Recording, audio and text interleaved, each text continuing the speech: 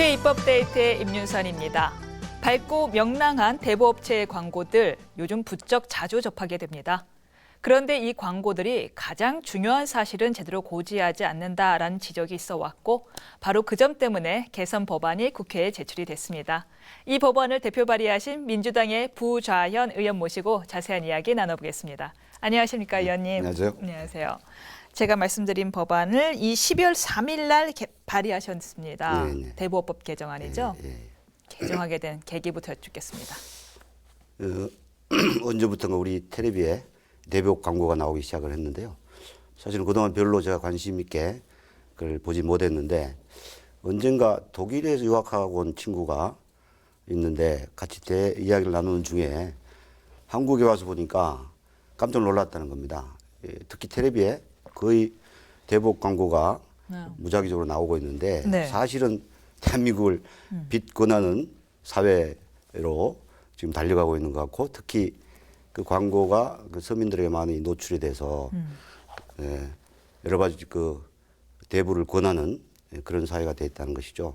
독일의 예를 이야기해 주더라고요. 네. 독일에는 대부업 광고가 있긴 하지만 그 상당히 그 제한적으로 또는 규제를 엄격하게 받아서 서민들이 그 대부분 내용을 알기 쉽게 구체적으로 이렇게 광고를 하도록 되어 있는데 한국의 대부업 광고는 너무 추상적이고 또 일반 시민들이 그 내용을 쉽게 알기 어렵게 돼 있어서 오히려 대부를 붙이는 게 아니냐 이런 놀라움을 이야기하더라고요. 그 이야기를 듣고 좀 관심을 가지고 이제 여러 가지 사례나 법률을 좀 검토하게 됐습니다. 저도 요즘 TV를 켜면은 케이블 같은 경우는 광고가 둘 중에 하나더라고요. 보험 광고 아니면 대부업 광고더라고요. 네. 요즘 대부업 광고 현황이 어느 정도 됩니까? 광고가 지금 제가 좀 통계를 좀 보겠습니다. 네. 그 한국 대부금융협회 자료에 따르면요, 그 대부업체에서 대출을 받은 경험이 있는 10명 중 8명이 이 대부업 광고를 보고 대출을 받았다고 합니다. 80%. 예. 그래서 근데 이 대부업 광고의 매출이 네. 2007년도에는 4조 1천억이었는데 5년이 지난 2012년 말에는 8조 7천억 원으로 5년 사이에 거의 배 이상이 증가를 했습니다. 이렇게 대부업이 크게 성장한 나라는 아마 세계적으로 저희 나라하고 일본의 경우 이렇게 큰 대부업의 융성을 지금 보고 있는 상황입니다. 의원님은 그럼 대부업의 매출액의 증가에는 광고가 한 몫을 하고 물론이죠. 있다라고 예. 보시는군요. 그 대부를 통해서 이익을 보고 또 큰 돈을 벌으니까 그걸 또 광고를 하고. 투자해서 이런 악순환이 계속 반복되고 있다고 할 그럼 수가 지금 있습니다. 광고가 급속도로 늘고 있는 이유는 뭐라고 생각하세요? 아니 그러니까 그 대부업이 이렇게 융성하고 그만큼 융성하니까. 광고비를 쓸 돈이 많으니까. 이게 계속 대부업을 성장시키는 방향으로 지금 작용을 하고 있는 것이죠. 그런데 요즘 대부업 광고를 보면은 사실은 자세히 봐야지 대부업 광고라는 걸 알 수 있는 경우가 많아요. 네. 뭐 대학 졸업 예정자가 밝고 명랑한 모습으로 어딘가 취업을 했는데 알고 봤더니 그 대부업 광고. 뭔가 뭐 여자들이 해녀들이 모여갖고는 뭔가 뭐 소개팅 얘기를 했는데 알고 봤더니 대부업 광고. 뭔가 이 대부업인지 알지 못한 상태에서 친근하고 서민적인 이미지로 뭔가 끌고 갔는데 알고 봤더니 대부업 광고 온 경우가 많거든요. 요즘 왜 이런 거예요? 역시 이제 그 법률상 네. 그런 그러니까 대부를 이용하고자 하는 이용 수요자 입장에서 보면 심각하게 이 대출을 받을 경우에 어떤 문제가 생길지에 대해서 좀 생각하게끔 하는 이런 것이 좀 필요하다고 보고요. 어떻게 보면 그런 법적 규제가 좀 부족하기 때문에 그 당연히 수요자에게 호감이 가도록 그렇겠네요. 광고 내용을 자꾸 꾸미다 보니까 그런 현상이 벌어진다고 할 수 그렇겠네요. 있겠습니다. 이거 대부합이야. 이거 빌리면 이자 무지세. 그럼 누가 하겠어요. 그렇죠. 아무래도 서민을 대상으로 하는 사업이다 보니까 친서민적으로 만들어질 수밖에 없을 것 같은데 근데 제가 지상파에서는 광고를 못 본 것 같습니다. 대부업 광고를. 그런가요? 그건 그 이유는 제가 정확히 모르겠습니다. 아무래도 광고료 이런 게 좀 실제 영향을 미칠까요? 아, 그렇군요. 그러면은 요즘 의원님이 이 개정안을 내셨는데 이 개정안의 구체적인 내용을 살펴보시기 전에 기존의 대부업 광고가 문제가 있으니까 개정을 내셨을 거 아니에요. 그렇습니다. 어떤 문제가 있었던 겁니까? 우선 뭐 언론에 자주 보도되잖아요. 서민들이 자기가 감당할 수준을 넘는 이 대법의 그 부담 때문에 뭐 자살을 한다든가 사회적으로 문제를 일으키는 사례들이 많이 있죠. 네. 결국 실질적으로 이 수요자가 본인의 그 감당 능력을 기본적으로 고려하고 판단한 상태에서 저 대출을 일으켜야 되는데 네.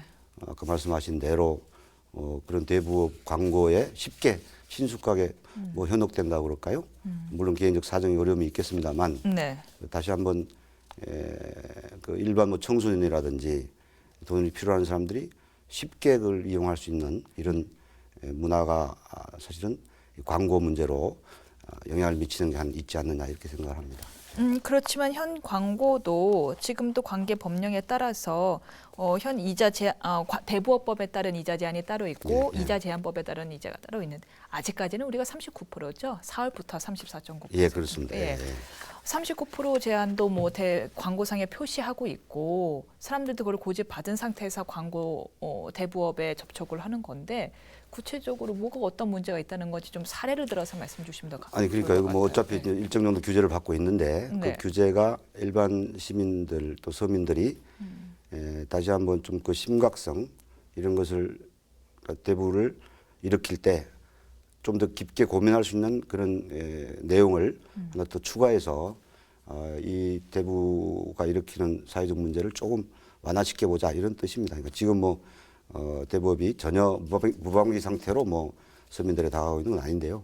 그걸 좀 강화해서 좀 더 대부를 받는 입장에서는 좀 더 한 번 더 심각하게 구체적 자기 부담 능력을 한번 판단할 수 있는 그런 소재를 하나 더 이제 구체적으로 제시를 해주자 이런 뜻에서 이번에 발의를 하게 된 겁니다. 실질적인 피해 사례를 좀 말씀해 주시겠어요? 피해 사례는 우리 금융감독원에서 불법 대부 광고 피해 사례를 접수하고 있는데요. 13년도에 불법 사금융 피해 신고센터에 접수된 그 대출 사기 신고 건수가 4만 1,000건이었는데 이게 전년 대비 56.4%가 증가한 수치입니다. 이렇게 급증을 하고 있고 또 실제 아까 말씀드린 대로 이 사금융 피해로 인해서 자살한다든가 네. 또 가정이 파탄이 이른다든가 이런 사례들을 우리가 심심치 않게 언론을 통해서 접하고 있는 것이죠. 그래서 이 같은 소비자 피해를 줄이기 위해서 개정안을 발의하신 건데 현행이 아니죠. 대부업법 개정안의 핵심 내용을 좀 소개해 주시겠습니까? 그 현행법은 이제 아까 말씀하신 대부 이자율 그리고 연체 이자율 그리고 이자 외 추가 비용 이렇게 고시하도록 되어 있습니다. 또 법에는 광고할 때 과도한 그 차입의 위험성을 알리는 문구도 네. 광고 시간 5분의 1 이상 할애해서 하도록 되어 있는데 이게 실제 뭐 과태료 돌면 안 되고 하니까 그냥 순간적으로 지나가게만 표시한다든가. 저처럼 눈 좋은 사람은 보는데 그렇습니까? 눈이 침침하신 분은 못 볼 것 같아요. 예. 이런 문제가 있어서 그 대부를 받을 때 사실은 이제 다양한 그 수요자에 따라서 경제적 조건에 따라서 다양한 조건에 이제 대부가 일어나지 않습니까? 이건 뭐 현실적으로 인정을 할 수밖에 없는데 최대 이율에 따른 구체적 금액을 대출 받았을 때 예컨대 1,000만 원, 가장 좀 일반적으로 받는 대출금을 하나 산정을 해봐야 될 것 같은데요. 예컨대 1,000만 원이다. 1,000만 원이다 예. 그러면 이 1,000만 원을 대출 받았을 때 지금 현행법상 대부의 최고 이율을 보태고 또 연체하는 경우에 최대한 또 부담해야 될 금액을 표시하고 또 기타 또 추가 비용을 합쳐서 1,000만 원을 당신이 대출 받으면 이 대부업에 따른 최대 부담 금액이 이렇게 해서 얼마가 된다. 지금에 따르면 이제 아마 1,440만 원이 될 거예요. 39% 이자에다가 추가 비용을 포함해서 이렇게 구체 금액으로 이걸 좀 적시를 해주면 피부에 와닿죠. 피부에 와닿게 느끼지 않겠는가 하는 생각에서 독일의 사례도 그렇다고 합니다. 네. 그걸 좀 채용해서 그런 개정안을 이번에 내게 된 것입니다. 아, 그렇군요. 예전에는 연 이자율로 환산한 그렇죠. 것만 고지하게 이율만, 되었다면 그렇습니다. 지금은 아예 구체적으로 금액을 최고 이자율이 얼마인지를 구체적으로 기재하게 최고 됩니다. 이자율, 연체율, 비용 합쳐서 이자율, 당신이 비용 1,000만 원을 합쳐서. 예컨대 대출을 받으면 최종적으로 얼마를 부담하게 됩니다. 뭐 예컨대 네. 이런 식의 금액으로 적시를 해주면 아마 좀 더 실감나게 자기 부담 금액을 생각하고 다시 한번 깊게 요 받아야 될지 말지를 자기 경제적 여건하고 한번 생각을 해서 판단을 결정하지 않겠는가. 맞습니다. 이런 취지에서 이번에 개정을 내게 된 것입니다. 저희가 뭐 연금보험이나 이런 거 가입할 때는 뭐 월 100만 원씩 불입할 경우 몇 년이 되면 얼마가 되고 그렇습니다. 200만 원이 될 경우 10년이 되면 얼마가 되고 이게 다 나와 있는데 정작 대출 받을 때는 이자가 얼마인지가 그렇죠. 구체적으로 기재가 되어 있지 않는데 이번에 이번 개정안을 통해서 그것을 도모하신 거군요. 네, 그렇습니다. 네. 근데 지금 그 말씀 주셨어요. 이자 외 추가 비용도 네, 원래 네. 고지하게 되어 있다. 근데 이자 외 추가 비용이라는 게 조금 낯설어서요. 그게 네. 뭔가요? 여기 이제 뭐 여건 대출을 일으키면 우리 일반 은행에서 그렇지만 건저당을 설정한다든가 이러면 뭐 건저당 설정 비용 이런 것하고 또 신용조회 하는 비용을 네. 지금 추가 비용으로 지금 하고 있습니다. 그렇군요. 그리고 또 다시 개정안 내용으로 돌아가서 개정안에 따르면은 그 대부 이자율, 연체 이자율 그리고 이자 외 추가 비용 등에 대해서 구체적인 적용 사례를 명시하도록 했잖아요. 예, 그렇습니다. 예, 구체적인 적용 사례를 어떤 방법으로? 그러니까 아까 명시하시는 말씀드린 대로 예. 지금 금액은 이제 어차피 한 금액을 정해서 해야 되겠습니다만 가장 일반적으로 대출이라는 금액을 하나 좀 뽑아가지고 예컨대 1,000만 원이 이제 그 일반적 금액이라면 네. 1,000만 원을 대출 받을 경우에 적용된 이자, 연체, 비용 이렇게 해서 최종적으로 부담 금액을 적시하자 이거죠. 그게 예. 구체적인 적용 사례군요. 그렇습니다. 알겠습니다. 그런데요, 이 개정안 대상이 되는 대부업 광고가 TV 광고에만 한정이 되나요? 아니면 TV 광고나 뭐 전단지, 생활정보지 광고도 다 포함하는 건가요? 일반적으로 광고에는 지금 아까 저 광고 관련 법에 따라서 뭐 매체라든가 뭐 전단지 다 포함을 합니다. 그러니까 이것도 당연히 그 일반적인 광고 규제에 따른 관련법에 따라서 네. 모든 광고물에 다 적시하도록 그렇게 가야 되겠죠. 대법 광고 감시는 근데 누가 하는 거예요? 이게 아마 저 질서 위반 행위 규제법에 따라서 네. 그 각 지방자치단체에서 감시 감독을 하게 돼 있고요. 지방자치단체요. 또 어떻게 뭐 금융감독- 통일된 기관이 있는 건 아니에요? 금융감독위원회에서 이제 일반적 모니터링을 광고 모니터링을 하고 있고요. 네. 또 문제가 있는 광고는 지자체 그러니까 행정 처분을 권고하는 방식으로 그래서 궁극적으로는 처분권은 지방자치단체가 가지고 있는 것이죠. 구체적인 행정 처분이라고 뭐 영업 정지라든가 뭐 이런 과태료라든가 이런 과태료를 거죠. 지방자치단체에서 하는군요. 그리고 네. 그 한국대부금융협회에서 이 광고에 대한 사전 심의를 하고 있는 걸로 알고 있습니다. 네.